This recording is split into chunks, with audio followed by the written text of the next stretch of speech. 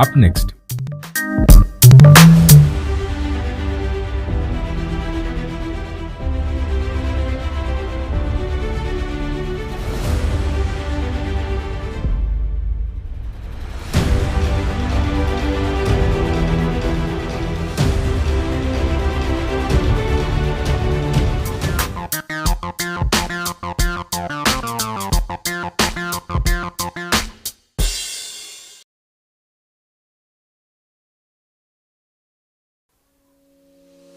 On a glorious journey to great academic heights, you need a university that will guarantee you hopes of employment without sweltering in a pool of job hunts. I present to you Ndejje University. We are an Anglican university endowed with 3 state-of-the-art campuses in Luero Bombo, the Graduate School in Rubaga, and the Kampala campus along Balintuma Road behind Mengo Hospital. With well-coordinated learning programs ranging from day, evening, weekend, in-service and e-learning, the globally recognized university offers job market competing courses that will surely light your academic path. Our various undergraduate and graduate programs include Business Administration and Management, Engineering and Survey, Basic Sciences and Information Technology, Education, Environment and Agricultural Sciences, Arts, Health Sciences, and many more. With accreditation by the National Council of Higher Education, we now offer a diploma in clinical medicine and community health. We as well take pride in some courses sponsored by the Higher Education Students Financing Board for a loan scheme that will not get you worried of tuition as you pursue your dream. Come ready for an academic adventure on great facilities of learning.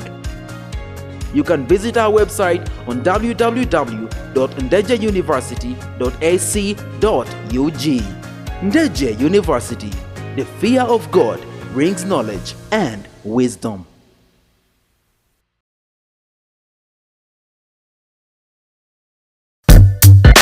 This week. Did you know that women empowerment is defined in several ways? Did you know that parenting is twice the stress, but twice the love, the hug, and the pride?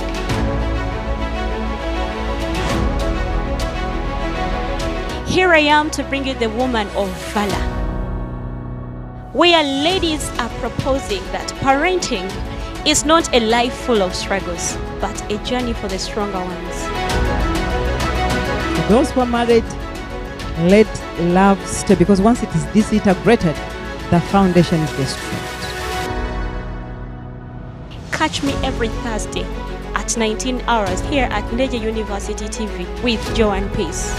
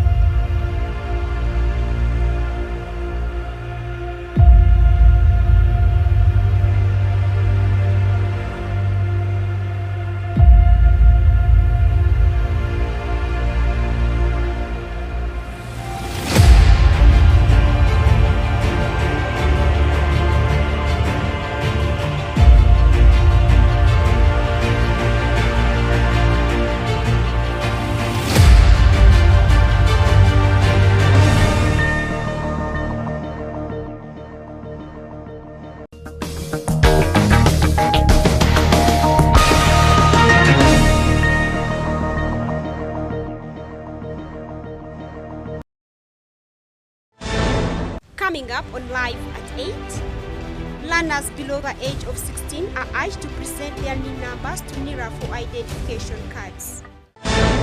President Museveni assures people virtually on ending cattle raids.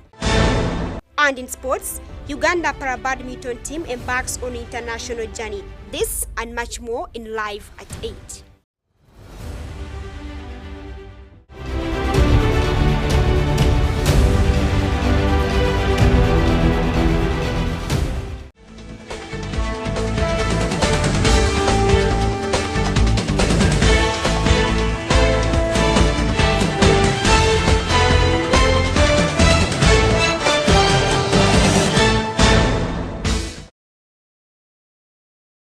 Welcome and thank you for watching Ndejje University TV. My name is ANSLEM OJARU. This is live at 8 and here are the news in details.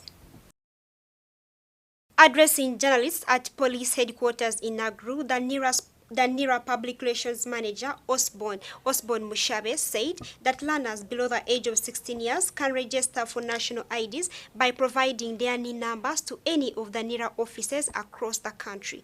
Let's have more on that story. All these help us in The National Identification Authority embarks on registration of students. The Public Relations Manager Osborne Mushabe has encouraged learners below 16 years with NIN numbers to present them at the NIRA offices around the country. We would like to inform our dear young citizens, especially the students, that we are relaxing a bit. The moment you have a NIN, just come to our offices countrywide. We shall be able to update your details and you'll be able to get your ID within a fortnight. You don't even need to have to come with parents' IDs. You don't even have to carry anything. Just come with your NIN. And you can get this NIN from the school where you registered from. In year 2017, we carried out mass enrollment. We registered all students within our schools from primary to university. You have to go back to the school where you were studying from or in 2017. You'll be given your NIN. You just bring that NIN to the nearest NIRA office in the country. The moment you bring that NIN, we just update your details. Like I told you, we register Ugandans of two different categories: Ugandans who are below 16 years and Ugandans who are above 16. Ugandans who are below 16 are only given a NIN, but they are part of our system, what we call the National Identification Register. While giving the NIRA report, he further gave procedures to be followed in order to change particulars on the identification cards. We just need a statutory declaration, an SD, from any reputable lawyer or law firm. Then you attach relevant documents, like an academic document, a baptism card, and a birth notification record from the health facility where you are born. And then after that, if possible, you can attach anything like NSSF card if you have it, an employment record in case anything is to do with your workplace, but mainly the statutory declaration from any reputable lawyer or law firm, and requisite documents like academic document, baptism card, and birth certificate. Then if you want to change your names, you want to add a name. He, however, said that if a person is responsible for an error on the registration card, the person is entitled to pay an amount of 50,000 Ugandan shillings. But you have to note that if you are the one who committed the error, you have to pay 50,000 shillings in the bank if you want to change anything with the name or the age. But if the error was committed by a NIRA enrollment officer, you do not have to pay anything. We just change it. We just check in the system, and the moment we find out that the error maybe was it's maybe the NIRA enrollment officer who brought in all this, we just give you an exemption letter. You do not pay anything. We just register you there, and just wait for a month. You pick your national ID. The mandate of NIRA is to create, manage, maintain, and operationalize the National Identification Register by registering all citizens of Uganda, registering non-citizens of Uganda who are lawfully residents in Uganda, registering births and deaths, assigning a unique national identification number to every person registered. ANSLEM OJARU, live at 8. President Yoweri Museveni has assured the people of Acholi sub-region of government's commitment to end cattle raids perpetrated by Karamoja cattle wrestlers. Let's have more on that. Your Excellency, the soldiers are benefiting from this raid. Therefore, you have to take a drastic step on those soldiers. I am happy that you know how to manage the UPDF, and you have made very disciplined soldiers in Uganda. So let them be investigated, and anybody involved in this cattle stealing, let that officer be seriously handled by you, Your Excellency.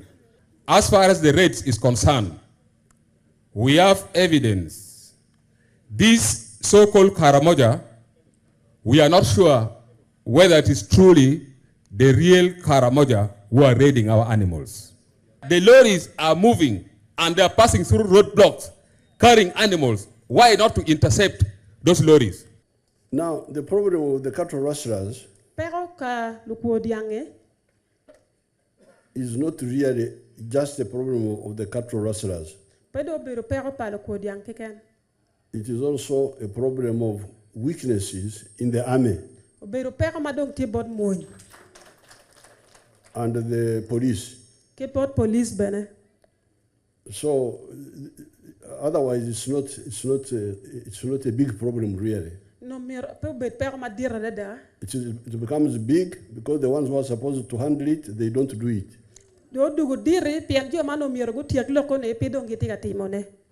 So yesterday we had a big meeting here. Even now, some of them are here. And from my intelligence, I had already discovered 5 problems. And they know Pekka Beach. Problem number 1 is that these soldiers take long to respond. When there is a report about this, about the cattle rustlers,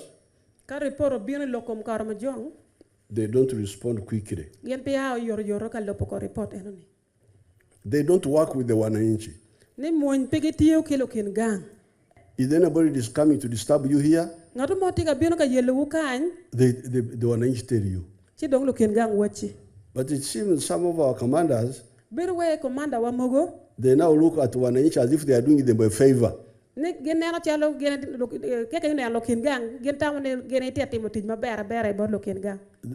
don't see them as their duty to provide a satisfactory service. They think that they are doing wananchi a favor. They don't approach the wananchi. That one we are going to sort out. I come to a church area, there's so much bad things happening. You the this so you don't know, you the this so you don't know, you the this so you don't know. What are you for?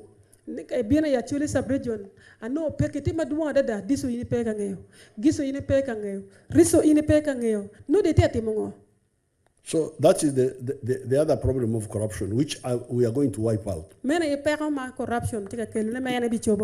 in the army, but also in the population. This road we have been talking about from Lake Bisina in Maram Road, not Tamak, Maram Road. Lake Bisina in Teso, through the Amurias area. Then you come to Lango. I think it is called Olilim or things like places like that. Then you come here up to Abimu, or all the way to Orom. That road must be worked on and maintained all the time. Because it helps the movement of soldiers. So therefore, for me, I'm confident that if we solve the problems on our side of the army and police, we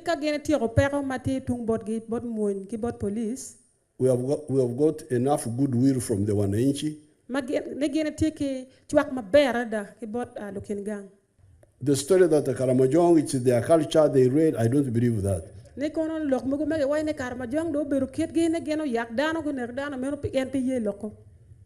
Because when we recovered the guns from them, they brought the guns willingly because we taught a lesson. They went up, there is a very top hill called Morongore or something like that.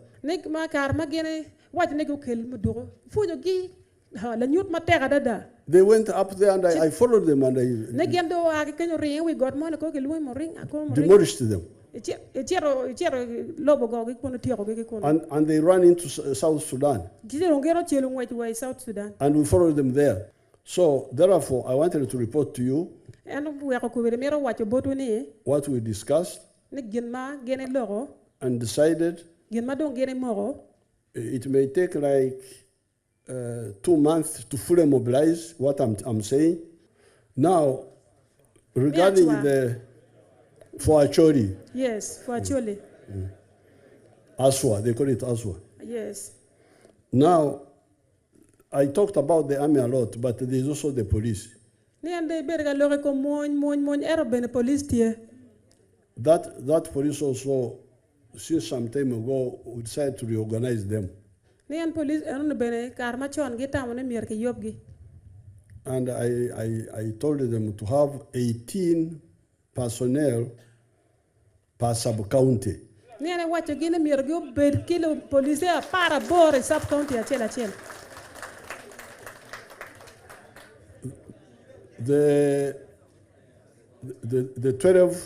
12 regular police.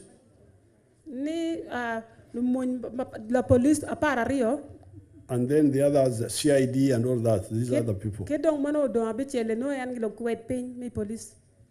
Because I want them to be near enough. The leaders cannot tell you the truth what is happening in Karamoja. One, the cattle rustlers, for example, the Karachunas, if you engage them to talk to them, they will hand you the guns. When I was in Kabong, I was able to recover 40 guns within 2 weeks.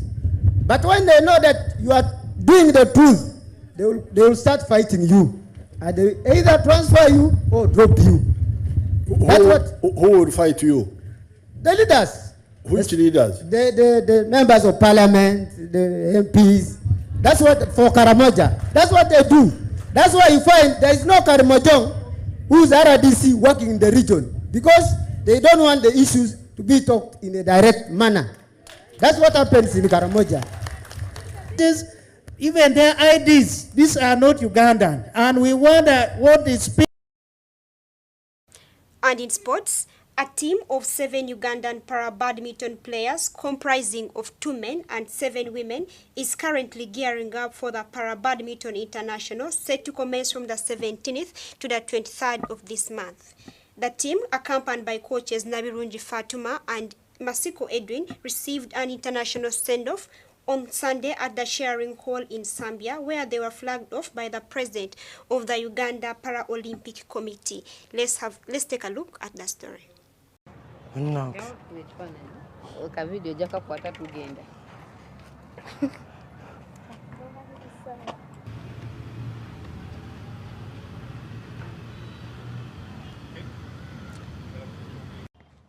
I am here in Zambia Sharing Hall to flag off our para-badminton team going for international competition in Bahrain. And this is a pathway to the Paris 2024 Paralympic Games. When these athletes go in those different international competitions, they gain points, and it is upon those points that they qualify for Paris. They will qualify for Paris 2024 Paralympic Games. I am appreciative to the government of Uganda through the National Council of Sport for the support. We used to struggle a lot after training, intensive training, but taking our athletes for competition, it has been a tug of war. But this time round, and maybe last year, we have been seeing improvement in terms of facilitating our athletes for international competition. And I want to sincerely thank the government. I want to sincerely thank the National Council of Sport for the support. I also want to say that we are seeing a huge number of athletes joining Paralympic sport, especially in para-badminton, where we are registering as many athletes as possible. And it gives them opportunity to compete and showcase their talents. I want to thank them and encourage all Ugandans with disability to come and join para sports, especially para-badminton, which is cheap to start, but it also has a lot of opportunities if you start. One of the para badminton coaches that is going with the team for the Bahrain International Para Badminton Championship. The team has been training for the last 2 months, and there have been some good improvements within the team, and I believe they are very ready for this competition. The team comprises of 7 athletes with 2 men, that is 1 in the wheelchair 2 category and 1 in the standing lower 4 category, and then 5 women with 2 in the standing upper 5, 2 in the standing lower 3 categories, and then 1 in the wheelchair 1 category. The team has 2 new faces. Those are the wheelchair category players. Originally, we have been focusing on the standing upper categories and standing lower categories, but we thought we introduced in the wheelchair because it is a class that is not yet really tested in Africa, and we believe our players have a chance of making it to the world stage with these opportunities. And with the rankings they have, I believe participating in this tournament will push them higher, and they'll be able to qualify for the Paralympic Games. And I play para badminton, and this is my first trip, my first tournament outside Uganda, and I'm very excited to add on my points. I'm so grateful to get this chance to add on my points. Now my road to Paris, I see it's clear. Thank you for watching. That has been Live at 8. My name is ANSLEM OJARU. See you next time.